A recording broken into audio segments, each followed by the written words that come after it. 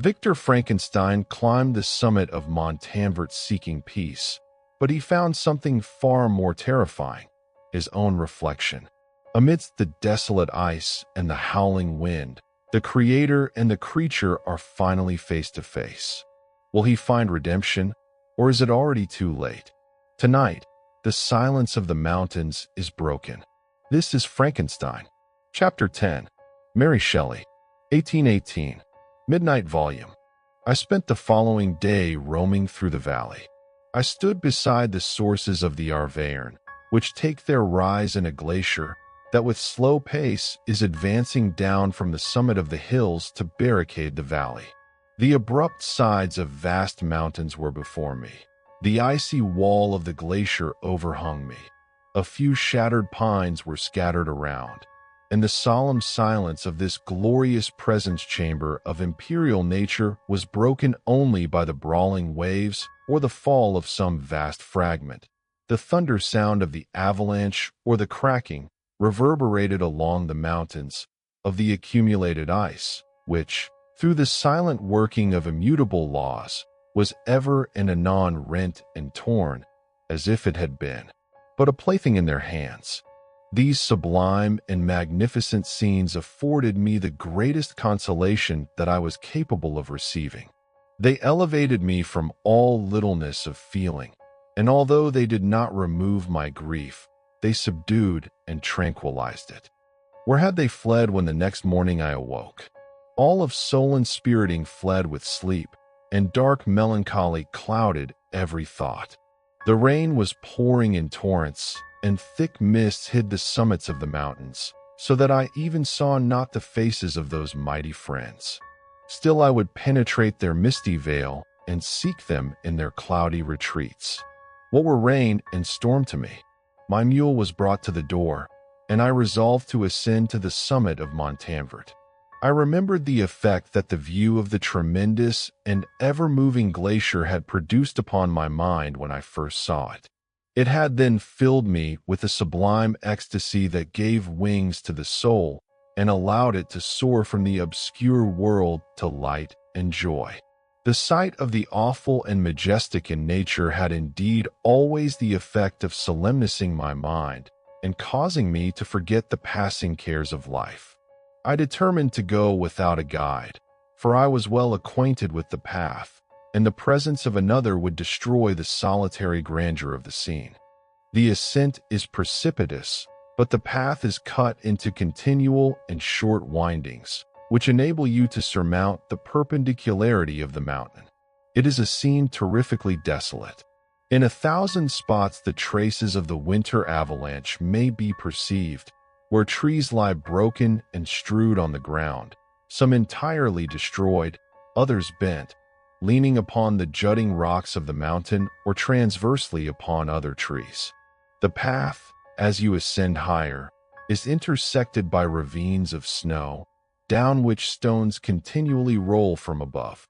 One of them is particularly dangerous, as the slightest sound, such as even speaking in a loud voice, produces a concussion of air sufficient to draw destruction upon the head of the speaker. The pines are not tall or luxuriant, but they are somber and add an air of severity to the scene. I looked on the valley beneath. Vast mists were rising from the rivers which ran through it, and curling in thick wreaths around the opposite mountains, whose summits were hid in the uniform clouds, while rain poured from the dark sky. It was nearly noon when I arrived at the top of the ascent. For some time I sat upon the rock that overlooks the sea of ice. A mist covered both that and the surrounding mountains. Presently a breeze dissipated the cloud, and I descended upon the glacier.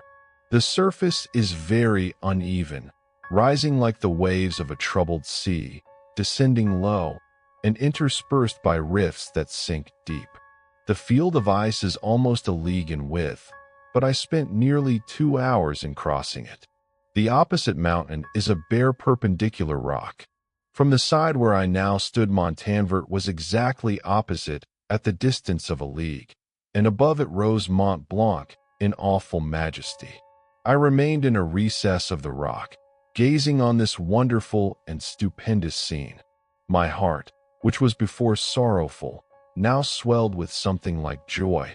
I exclaimed, "Wandering spirits, if indeed you wander, and do not rest in your narrow beds, allow me this faint happiness, or take me, as your companion, away from the joys of life." As I said this, I suddenly beheld the figure of a man, at some distance, advancing towards me with superhuman speed. He bounded over the crevices in the ice, among which I had walked with caution. His stature, also, as he approached, seemed to exceed that of man. I was troubled. A mist came over my eyes, and I felt a faintness seize me, but I was quickly restored by the cold gale of the mountains. I perceived, as the shape came nearer, sight tremendous and abhorred, that it was the wretch whom I had created. I trembled with rage and horror, resolving to wait his approach and then close with him in mortal combat. He approached. His countenance bespoke bitter anguish, combined with disdain and malignity, while its unearthly ugliness rendered it almost too horrible for human eyes. "Devil," I exclaimed, "do you dare approach me? And do not you fear the fierce vengeance of my arm wreaked on your miserable head? Begone, vile insect! Or rather, stay, that I may trample you to dust." "I expected this reception," said the demon. "All men hate the wretched.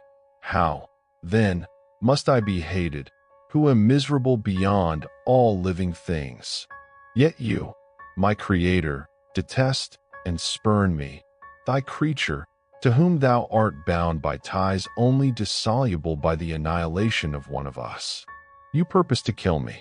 How dare you sport thus with life? Do your duty towards me, and I will do mine towards you and the rest of mankind. If you will comply with my conditions, I will leave them and you at peace. But if you refuse, I will glut the maw of death until it be satiated with the blood of your remaining friends. Abhorred monster, fiend that thou art, the tortures of hell are too mild a vengeance for thy crimes. Wretched devil, you reproach me with your creation. Come on, then, that I may extinguish the spark which I so negligently bestowed." My rage was without bounds. I sprang on him, impelled by all the feelings which can arm one being against the existence of another. He easily eluded me. "Be calm. I entreat you to hear me before you give vent to your hatred on my devoted head. Have I not suffered enough, that you seek to increase my misery? Life, although it may only be an accumulation of anguish, is dear to me, and I will defend it. Remember, thou hast made me more powerful than thyself. My height is superior to thine, my joints more supple. But I will not be tempted to set myself in opposition to thee. I am thy creature, and I will be even mild and docile to my natural lord and king if thou wilt also perform thy part, the which thou owest me. Oh, Frankenstein, be not equitable to every other and trample upon me alone, to whom thy justice, and even thy clemency and affection, is most due. Remember that I am thy creature. I ought to be thy Adam, but I am rather the fallen angel, whom thou drivest from joy for no misdeed. Everywhere I see bliss, from which I alone am irrevocably excluded. I was benevolent and good. Misery made me a fiend. Make me happy, and I shall again be virtuous. How can I move thee? Will no entreaties cause thee to turn a favorable eye upon thy creature, who implores thy goodness and compassion? Believe me, Frankenstein, I was benevolent. My soul glowed with love and humanity. But am I not alone, miserably alone? You, my Creator, abhor me. What hope can I gather from your fellow creatures, who owe me nothing? They spurn and hate me. The desert mountains and dreary glaciers are my refuge. I have wandered here many days. The caves of ice, which I only do not fear, are a dwelling to me, and the only one which man does not grudge. These bleak skies I hail, for they are kinder to me than your fellow beings. Let your compassion be moved, and do not disdain me. Listen to my tale. When you have heard that, abandon or commiserate me, as you shall judge that I deserve. Remember that I am thy creature. I ought to be thy Adam, but I am rather the fallen angel." As he said this, he led the way across the ice. I followed. We crossed the ice, therefore, and ascended the opposite rock. The air was cold, and the rain again began to descend. We entered the hut, the fiend with an air of exultation, I with a heavy heart and depressed spirits. But I consented to listen, and seating myself by the fire which my odious companion had lighted, he thus began his tale.